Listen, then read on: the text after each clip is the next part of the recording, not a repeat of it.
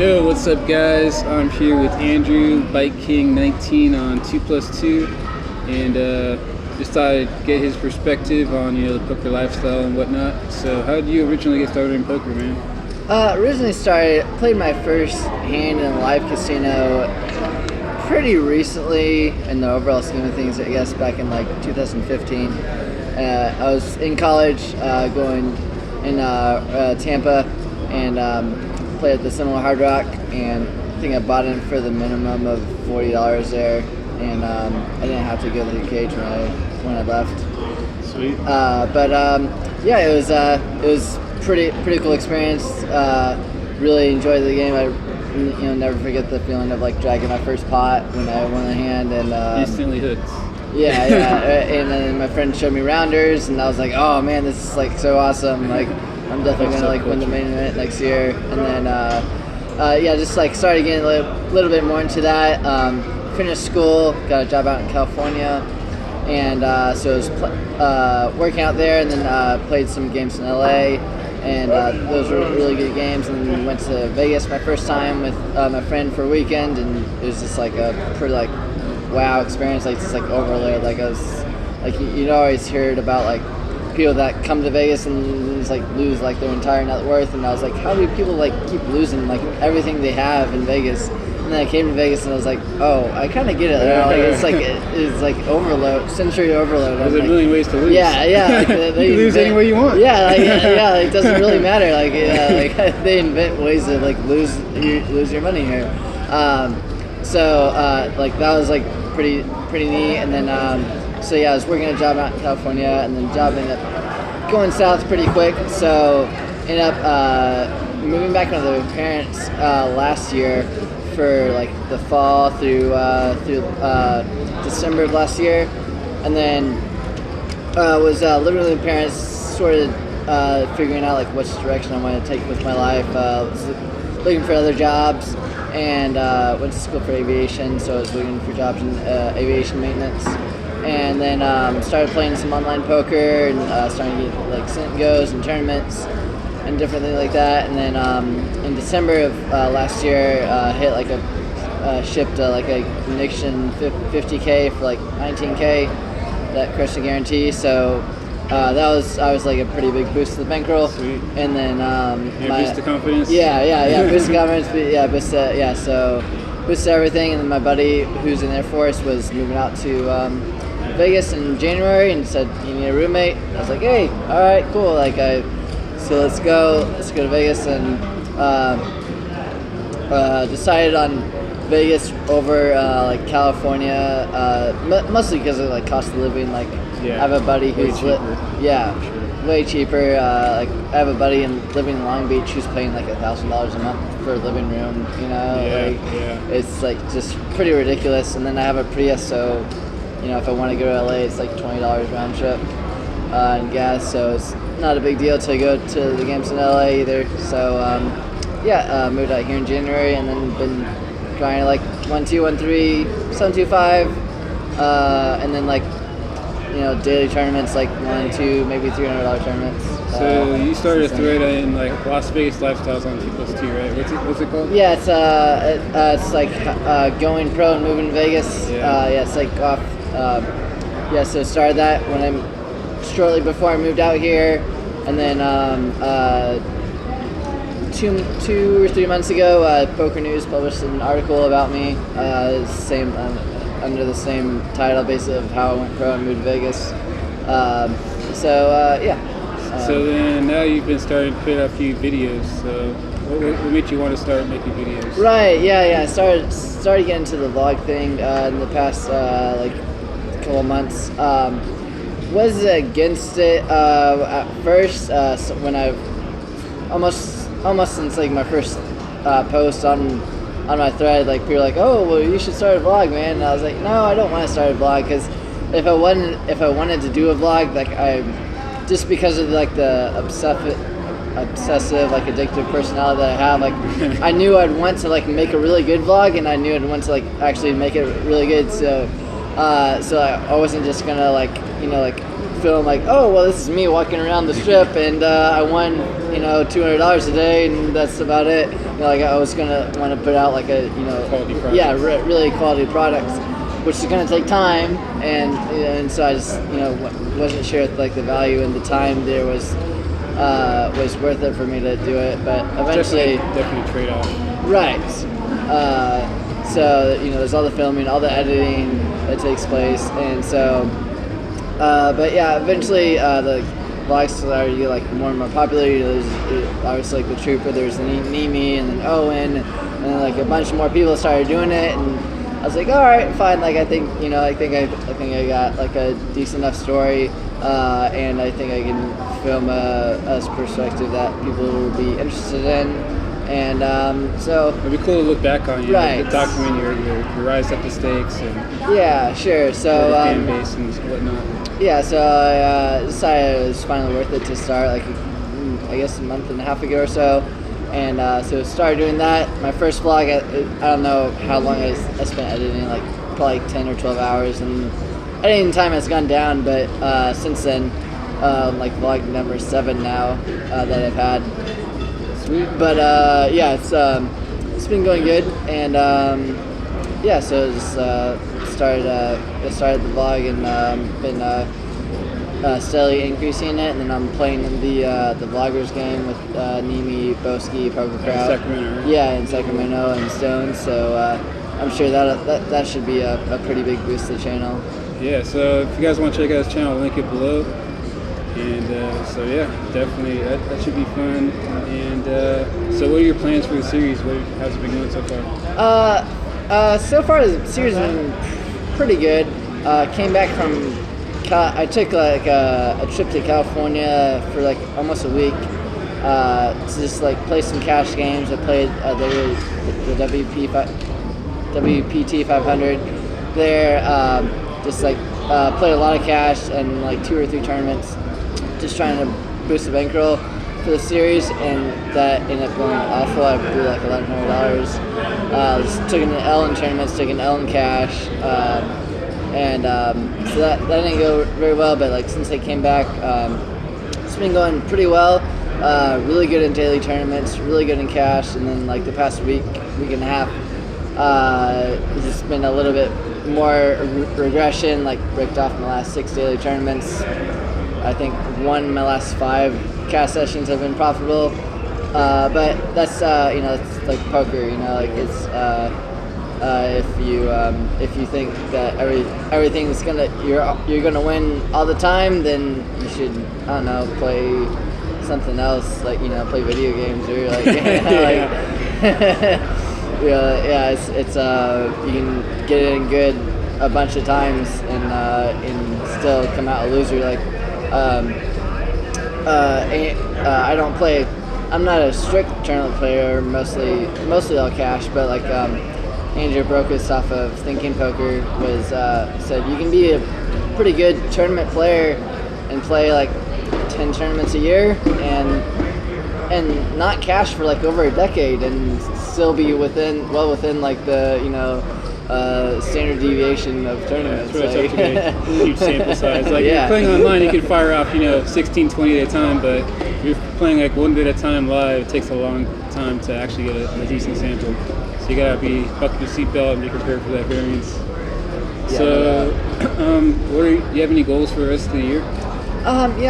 Goals for the rest of the year. Yeah, I set a monetary goal back in April. I set like a 50K goal, and that was like in track with what my hourly has been and the hours that I've been playing, and so I've been doing that, on track for that, for meeting that, and then by the end of the year having like a $40 buy-in for 2.5, which is what I'll be, which is like what's next.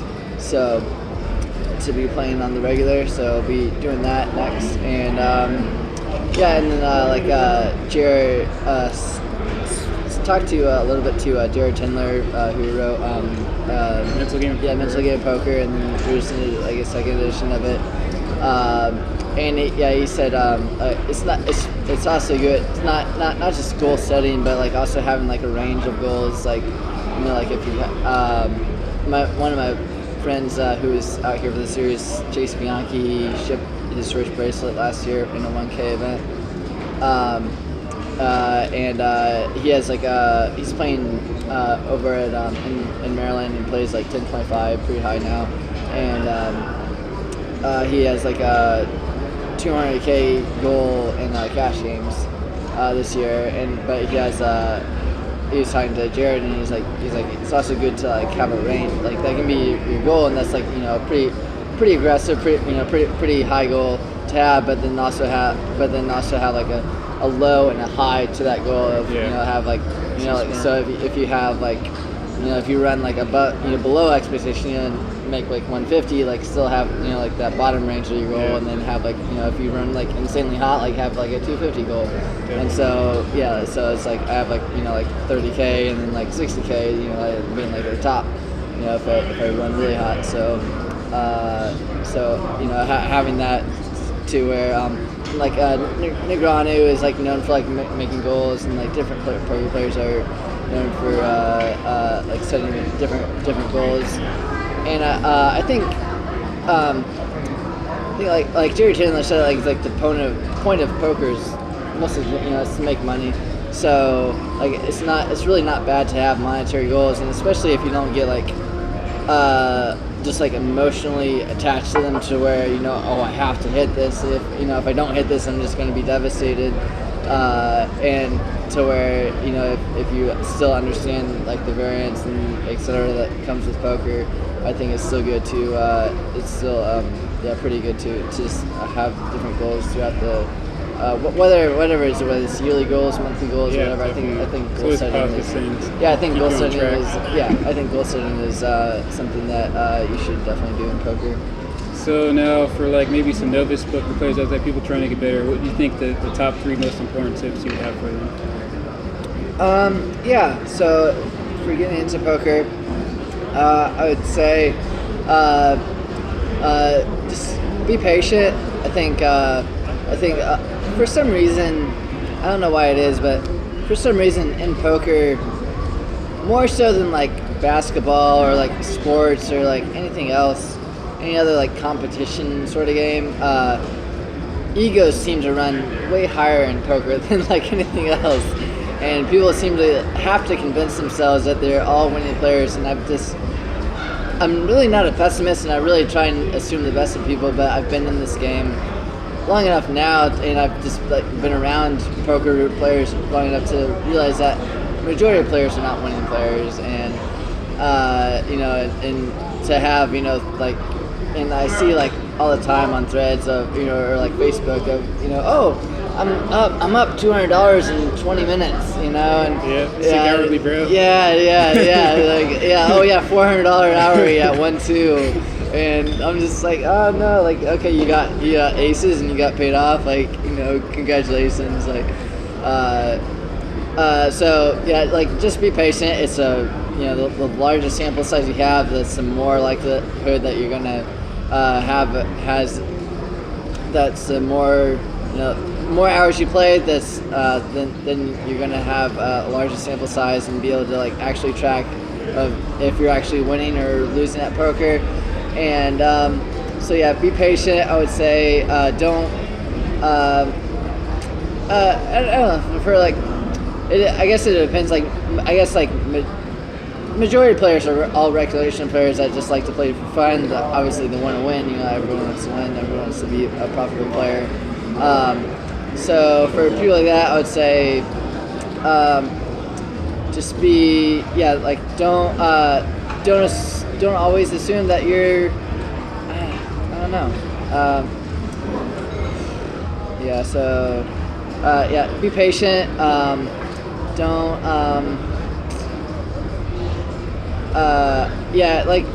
just keep your ego in check. Like I think self-confidence is pretty important in poker, and like being confident that you can beat the game, being confident that you're the best player at the table, etc. like that. But I think, like I said, I think people take that too far sometimes, and so keep your ego in check, and just have like always be talking to other poker players, both of poker players that are about the same skill level as you, people that are worse than you, and people that are better than you. That's something I've found has been one of the best things I've moved to Las Vegas. I talked to players that played 10-25 and 5-10, and then I also talk to players that grind like free rules and 2-cent, 5-cent online, and players that don't even have a real bankroll, and then obviously players that play like 1-2, 2-3, 2-5.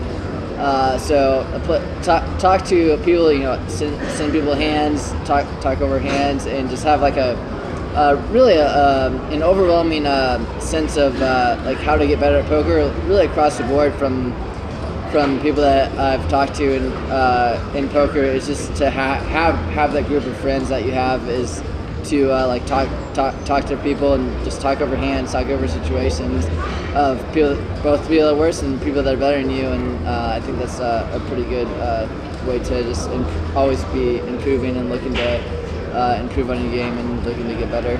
Yeah, you can learn from everyone. Like whether it's, you can see mistakes in other people and say, I shouldn't do that. You can see people that are crushing and like say, I should do that. But everyone, like you said, all skill levels, you can learn something from them by talking to them. So. Right. Yeah. That's something that is it's always like attracted me to poker. I've always been sort of a nerd in a lot of ways, really. But like poker being like a game of incomplete information, where you can no one in the world can never know everything about poker. Like the correct answer to like almost any poker question is, it depends. Like should I if I have like ace king in middle position and there's a raise and a 3-bet, what should I do? Well, it depends. Like it really does depend. And like the game of being just incomplete information, you can always learn more. It's always it's an evolving game. It's a changing game of depending on where you play, etc. So that's always something that's also been attractive. Like I enjoy like actively engaging my mind, and always like problem solving and things like that. So like it's a pretty exciting game to play. Yeah, it's definitely like a puzzle. Every Right. table's a different puzzle a little bit. So you have any last thoughts for the poker community you wish to share? I guess especially like I guess one of the things I do when I first sit down at a table, a lot of players I'll see, especially like regs, they'll if you're not like an outgoing person and you don't like engage in like a lot of table talk, like that's fine, you can still be a winning player. But a lot of players I know, a lot of regs here and locals I see will just pop in their headphones, they'll pop on Netflix or they'll pop on their music and just be buried in their phone, buried in their tablet, whatever, and just like grinding, and like looking hands, folding all the time, and just like not engaging, and and they'll have, and they're not, and like people, the local player, rec players that come in, they see a guy with a backpack and headphones and sunglasses, and that's not somebody they want to play with. Like that's not an engaging personality that they want to play with. They want to sit down at a table where people are drinking, people are laughing, people are having a good time, and it's a good social environment. So usually like the first hour or so that I'm at a table is pretty much the same wherever I go. Is usually I'm just like first hour or so I'm just like studying everybody. I'm watching every single hand like takes place, whether I'm involved in it or not, and watching what people show down, watching people's bet sizes, and just like really getting a read on like almost everyone at my table. Obviously, cash game, you have people coming and going, that varies, but like first hour or so is pretty much just like I usually just take that for studying the table. I'm still playing poker, but usually the first hour is just like dialing in of the poker table and different player types and just different ways to exploit the table that I'm at. Okay, cool. So, I think that's definitely important. You're, like you said, like it's part of being like a poker player is like you want to entertain the people. You want to make sure like everyone's having a good time and enjoying themselves, and you don't have to be like super outgoing, but you can just be friendly and Right. don't be a dick. Don't berate people. Don't have bad attitude. You know, just try and be enjoyable. Right, yeah. Make sure everyone's having Someone fun. like cracks your aces with like queen deuce, you know. Give him like, a fist bump. Yeah. Nice hand, buddy. Yeah, yeah. Great job. You know, etc. Because you know they played awful. So congratulate on them. You know, I'm like, oh yeah, you won. You know, this great pot. Like congratulations. Like good job, buddy. You played it well. Because you know, it's poker and. If you run that hand, you know, like, it's.